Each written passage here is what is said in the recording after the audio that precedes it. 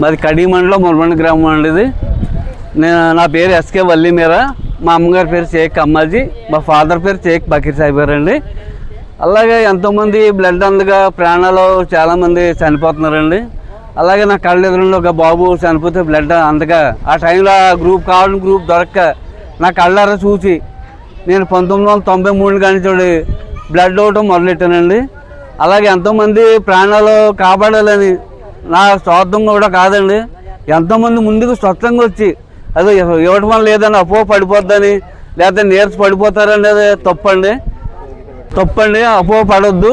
అందరూ స్వచ్ఛంగా వచ్చి ముందుకు వచ్చి బ్లడ్ ఇవ్వాలని ఇప్పటికి నేను 100 సార్లు ఇచ్చానండి. అయ్యో ఇవ్వటం వల్ల నీరసం వచ్చేస్తుంది, కళ్ళు తిరుగుతుంది అన్నది మాత్రం తప్పు.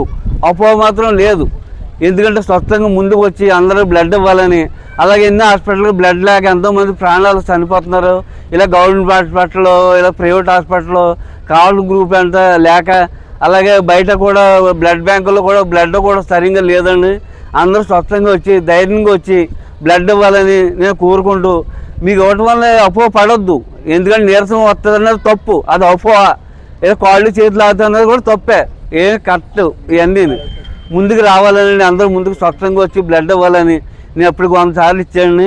కడి మండలం మురమండ గ్రామం. నేను ఎలా ఇంచుమించు ఒక 1000 మంది దాకా నేను డైలీ ఇచ్చిదే కాక నేను ఎంతోమందికి డైలీ ఎక్కడ అవసరం వస్తే అక్కడ విజయవాడ కాదు, భద్రాచలం కాదు, మణుగూరు కాదు, ఇలా కాకినాడ కాదు, రాయబిల్డర్ కాదు, వైజాగ్ కాదు, ఎక్కడ అవసరం వస్తే అక్కడ ఎవరు అవసరం వస్తుందంటే అలాగే ఇవ్వడం కూడా జరుగుతుందండి. అలా అందరూ ముందు స్వచ్ఛంగా వచ్చి ముందుకు రావాలని. నా వయసు 57 సంవత్సరాలు. అలాగే ఏ అపోహ పడొద్దు. కాళ్ళు చేతులు అవుతాయి, కళ్ళు తిరుగుతాయి అన్న తప్పు, అపోహ ఇది. అందరూ స్వచ్ఛంగా ముందుకు వచ్చి ఎన్నో బ్లడ్ బ్యాంకుల్లో బ్లడ్ లేక చాలామంది ప్రాణాలు కోల్పోతున్నారు.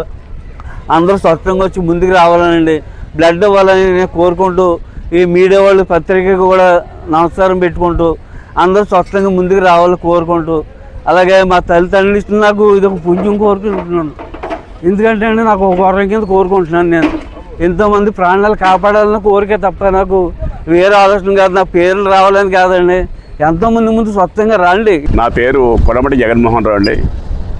మేము మెయిన్ రోడ్లో, రాజమండ్రి మెయిన్ రోడ్లో బట్టల షాప్ మాది, మోహన్ కట్చీల క్లాత్ షాపు.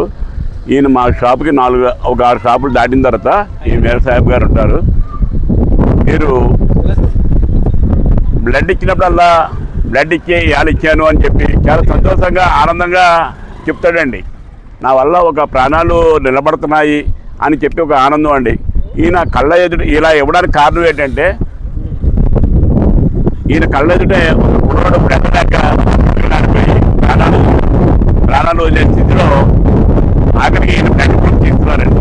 ఈయన నప్పినప్పుడు ఆయనకి ఆ బ్లడ్ ఎక్కించిన తర్వాత ఆయన ప్రాణం నిలుపుకోగలిగారు. ఆ తల్లిదండ్రులు కూడా చాలా సంతోషించారండి. ఆ టైంకి బ్లడ్ ఈయన బ్లడ్ దొరికిందండి. ఆహా, ఎవరికైనా సరే ఎటువంటి ఆపదన్నా సరే నా బ్లడ్ ఉపయోగించుకోండి అని చెప్పి అందరికీ చెప్పడం మొదలెట్టేయండి. ఆఖరి ప్రకటన కూడా చేశాడు ఎవరికైనా అర్జెంట్ అయితే. ఈయన అంతంత మాత్ర ఆర్థిక పరిస్థితి ఉన్నా సరే బట్టల షాప్లో పనిచేస్తాడండి. ఈయన ఎవరికైనా బ్లడ్ కావాలంటే భద్రాచలం కానీ లేదా తుని కానీ కడియం కానీ ఇలాగే ఎక్కడికైనా వెళ్ళాలన్నా సెలవు పెట్టి వెళ్ళాలండి. ఆ రోజు సెలవు పెడితే జీతం కట్ చేస్తారు.